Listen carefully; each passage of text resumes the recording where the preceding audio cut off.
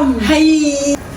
Chit Chat, look in the video. This is gonna be like part of the behind the scenes. Behind the scenes. Look at the camera. Look. Can the Wi-Fi guys sitting down quietly? Yes, sir. Very demure. Hi guys, welcome back to my YouTube channel, Chidera's Corner. What? Yeah. Girl, you know what's up. Say what? Girl, you know what's up. And today I am joined by my two lovely people plus one. This is Angela. This is Christabella. I'll post their Instagram links right here. And hey, if you are a returning subscriber, thank you for watching. Don't forget to hit this like button and comment below what you want to see next in the YouTube video. And then if you are a new viewer, don't forget to subscribe and do the most. And friends and family and your fathers and your mothers. That's a lot of ends. And your fathers and your mothers. And your shoe. My parents are watching this. We're going to be discussing our experiences as international students in Canada and processes of how we even got here. We all go to the same university. First question, what motivated you guys to come to Canada? Why Canada and not the USA? Why not Australia, not UK? The reason I chose Canada was because of the safety reason. There's this entire thing like of gun violence in America, even though it's everywhere. So for me, I had two options, either going to the States or coming to Canada, but I chose Canada. Why did you choose it, Ayo? What motivated me to come here was it had always been my dream right from start to move out of the country and all. I chose Canada, like she already said, due to the security part and everything. And in the US, for we that stay in Africa, it's kind of so hard, like the denial for no reason. But then just to relocate out of the country and to taste change of environment and everything. Yeah. Me, it wasn't my dream. I hadn't even planned I'm going to live in the country. Do you want to tell them how you even came here? But it was like after school in Ghana, you normally have to stay a year home before you go to nursing school. So I was home for that year, and I just say my grandma and my aunties and my uncles were not so happy about the fact that I was taking a gap here. So my grandma went behind my dad's back, and here I am. So I didn't choose Canada. Like she came. I ran away from home. Yeah, if you put it in simple terms. So how have you managed your cultural differences from Christabel? She's from Nigeria, same as me, half Nigerian, and then our Anne here is from Ghana. The best country, Ghana. What is Nigeria? What is Nigeria? I know here. Nigeria is in the trash. Okay. Wait. Before your people come for me in the comment section. Like your culture shocks when you came to Canada. Like is it racist? I would say it's been a mixed feeling. Everybody is different, but then I found it so easy to like mingle around Christian.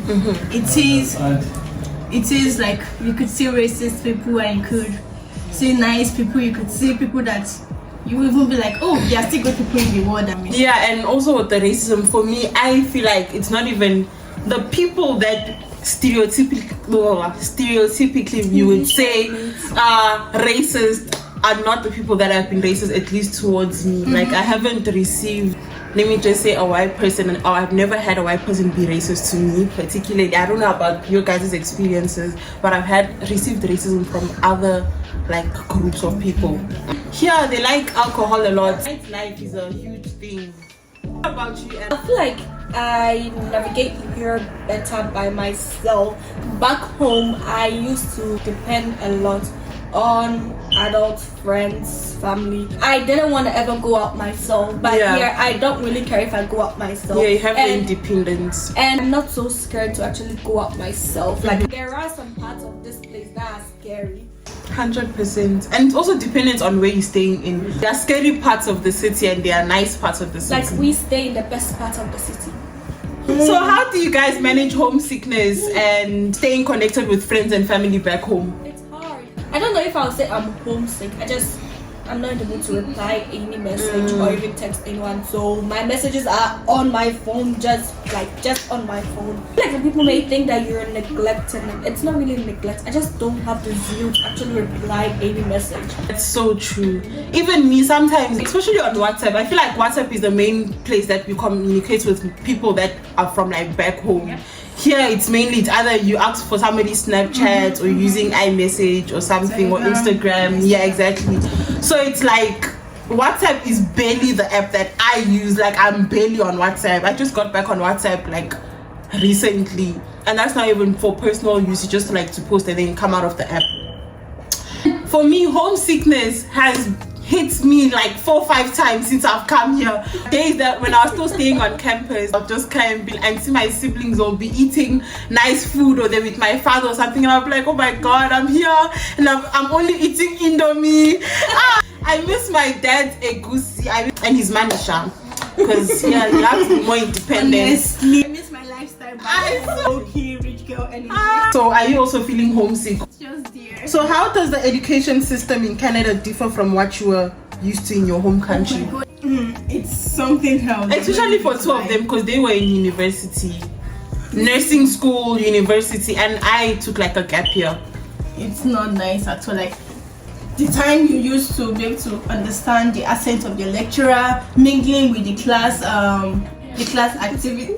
With the class activities, and then you tell yourself, where do you belong? And with the textbooks that are like $100 and something for a textbook that you only use for probably like 6 to 8 weeks of your schooling. For it to come down and you see that he had just off the back of it. Oh god, the plagiarism thing is a huge thing here. Back home, I could like use a night to cover up 3 subjects, but yeah, anybody who tries it. That's so true. Anybody who tries it, I pity your life. Submit by 11:59 and by 11:58 you're contemplating if you understood the topic or not. How has being an international student impacted your personal growth and future plans? Now let's talk like with your relationship with God. Has it made you like stronger? Have you had more faith in God when it came to like you being an international student in Canada? Or have you drifted away from him? I wouldn't say I've drifted from him. I still have my relationship with God, because I took my relationship with God very seriously back home even before I got here. Now you're here. You have no one else. It's just you and God. If something is to happen to you, he's the only person you have. The only people I have are my friends. If something happens, we are all broke. Yeah. Yeah. Because there's no one to run to. If you guys see me talking to myself, please let it be. Oh, Aya is God. There's a difference between talking to yourself and Aya talking to herself. Five days a Canadian. I say Canadian. Don't you dare blur that out. What do you find most unique and surprising about Canadian cultures? Left, right, everywhere, middle, center, drugs. It's not so common in Ghana to actually see. I mean, there are people in Ghana that do drugs, but they do it like hiddenly. In the hospital, care home, school. Downtown, South Africa, like Alexandra, if you go to places like that, you'd see people doing drugs. You'd see like a lot of like homeless people or prostitution. Just the bad stuff, Sha. Not really surprising, but it is sad. The thing that shocked me the most, during winter, they'll be wearing shorts and sandals. Oh, Kira even does that. How do you find the cost of living in your country? To be fair, back home you weren't spending your own money. But for me, the place we're living in is one of the most cheapest cities in Canada. So it's not as expensive as Toronto, BC, Vancouver, BC, like all these like bigger cities. But like inflation has been a big thing here. Stuff are expensive. Living on a campus is expensive. That's how you find people that live off campus and they have roommates for cheaper living. Food is expensive, but for me it hasn't really drastically increased like that. Maybe because I don't have a family and I'm just providing for myself. We don't drive cars, so we don't know anything about fuel. Yes, our legs are. There are some expenses, but it's dependent on where you're living. If you want to come here, look for apartments that utilities are included, because you will not know the time that you just left your tap running while you're cooking, and then the bill comes and you're paying $200 for water. Look at that. Speaking from experience. Sign a document that tells you our social agreement. And people will even hear my Nigerian accent coming out because I'm around my West African friends. My accent is gonna be switching. Have you guys traveled within Canada? What are your favorite destinations? Oh, I love Perth. I've been to Toronto, but that was just for like I stayed with my family. For me, Toronto is nice. It's more diverse. Maybe it's the place that my cousins stay in, yeah. But like Regina is this small city. It doesn't really have that much stuff to do. Is that the correct English? Yeah. Yeah. Activities. Yeah. I wish there were more activities. Recreational. How has your perspective on your home country changed since moving to Canada? Nigeria needs to improve on some stuff. A lot of stuff, not some.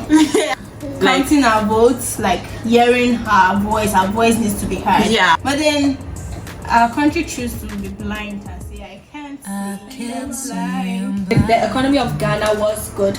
Honestly, I don't think I would want to come to Ghana. Yeah. I feel like that's the only thing they used to beat Ghana. yeah. Personally. Food is there, diversity is there, culture is there. But then again, I feel like Ghana is extremely judgmental. For me, that grew up in Nigeria and South Africa. For South Africa, most of the stuff that I hear are in South Africa, so it's not like I don't see any. I feel like every country has its own negative aspect. So I'm like, that's just what I'm gonna say. Not Ghana. Huh? Ghana's too perfect. Ghana's not perfect at all. Let us just put that up there, and I'll put it. Ghana is not perfect. Oh yeah, guys, and find us also Ghanaian. How was your visa process? I hear from a Nigerian's perspective, a South African's perspective, and a Ghanaian's perspective. Honestly, from my side, I got denied once. Then in your process and everything, mine didn't take up to completely 3 weeks. It was just 2 weeks and a half the process. Yeah. Second time when I tried it too, that was 2 weeks and Yeah. some time. I started my whole process right when I was writing my WASI. Nigerians call it WAEC. Yeah, that's when I started my process, and probably like a year and a half. Well, mostly because my agent just didn't put so much like work. Like he wasn't rushing the process. Yeah. Wait, like, I have a question. Are you talking about the whole processing, or you're talking about how long it took you for your visa? Like when you submitted your visa document itself? Everything. Mine, it was like maybe the school's gonna send me my acceptance letter. You know when the school sends you your acceptance, that's when you go apply for your visa. Yeah, I feel like with mine, my agent sometimes will let it be there for about it could even take a month, and he wouldn't have submitted the visa. So that was the visa application. So that was one thing that actually I think delayed. And since I used an agent, he wasn't extremely open about exactly what's going on. So I feel like I did get denied once. He just never told me about it. And that's something that I'll always tell people that ask me. Never use an agent for applying to the school. That's what I'm gonna tell you. Apply to the school yourself. Have your own credentials yourself. Use an agent is for your visa processing. If you want, you can do it by yourself online. And most of the time, in the embassy, they have consultants there that, like, if you ask them, they'll tell you the step-by-step thing. Most of the time, these agents will finish your money. When I was still in Nigeria, and an agent told my dad to pay, I think, 20-something million naira for what? Minus the tuition fees, 20-something million naira, minus the flipping application fee. I applied to the University of in 2022. Damn, you're old. For me, it took them 6 months for them to even get to even give me feedback on like whether I'm accepted or not. It took like 2-3 weeks. Reach up to 4 months. Okay, but just open. I swear, my dad was like, "Are you sure it's not a scam?" Acceptance fee is $500, and then the application fee is $100. I applied for the university when I was in Nigeria. Went back to South Africa in the same 2022 November period. That's when I started my visa processing. I had already been accepted. My visa processing, submitted my application, and then by January, February, because I submitted my application around like, I think early January, early January or late December is when I submitted my visa application. So, but that's just the difference between countries, because we even discussed this as friends that like, some countries, they will accept your visa quicker than other countries. We don't know the reason why. People get denied for their visa processing. Please do not lose hope. It's not the end of the world. Try and get... It's not. And shut up. Make sure your financial statements are on board. It's not about getting financial statements if you know you cannot take care of yourself, not even because what they'll tell you now is for up to a year. If you know you cannot take care of yourself for up to 2 years, you don't have the financial stability, please rethink it. Because coming here is not as easy as people think it is. People think that if you come here, yes, you have made it, you'll get a job. Hey, it's not like that.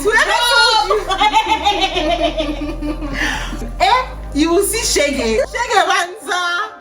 Your eye go open, your ear go. Yeah. Make sure that you are coming here with financial stability. In this country, the more you are, how can I put it? You're spending for fall clothes. You're also planning to get for winter again. Yeah. You're getting ready for winter again. You're getting ready to buy for summer again. Even mental health is important. I would rather live a better life in South Africa than come here in another man's country and suffer like a mad person. So how has it been with like making friends here? Like, is it easier to make friends here? Is it easier to like get to know people here, or it's harder? Or you're an antisocial person?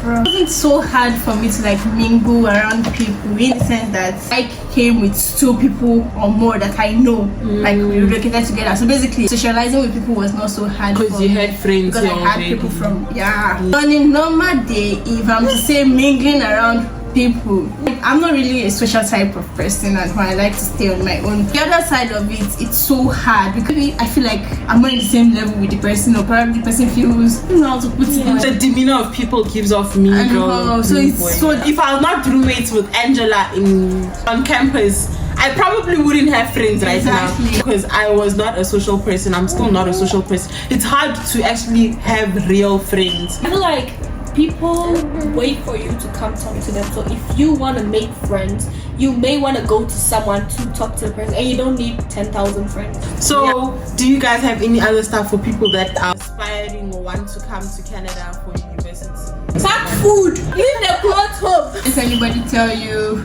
that you don't need those clothes? The clothes here is not going to be useful. The quality of clothes here It's so bad. Back home, you could go out for activities at home, but then what people do is study, work, come home, sleep, wake up. So your work is lifestyle. Yeah, it's understandable. It's understandable why you have friends that are not replying your WhatsApp messages. Don't come and be saying somebody they have entered Canada or they are not replying, they are now doing post. Nothing like that. We are all going through our own problems. I don't believe it is meant to be like that. You were my cup of tea, but now I drink champagne. This country is depressing. So if you're texting someone and the person is replying you, like, don't think that the person is maybe like ignoring you or something. Like, maybe the person is actually going through something. Many are mad, but few are roaming. Many are mad, but few are roaming. Like this, but we are not among people that are roaming around. Many are mad, but few are roaming. So guys, that's the end of this YouTube video. Please don't forget to like, comment, and Subscribe. And please comment down below what you want to see again. She's opening her eyes. Let me open mine too. No, because me, I don't know anything that I'll create though. This one self is my head that is like I'm thinking. Maybe we should probably create a blog on how we all met. Yeah. All of us will be here. This girl. You know what this girl thought of me when she met me? Oh, it's so yes. We're gonna do that next. Suspense. We're gonna do that next. So guys, thank you for watching, and please stay tuned for the next episode. Bye.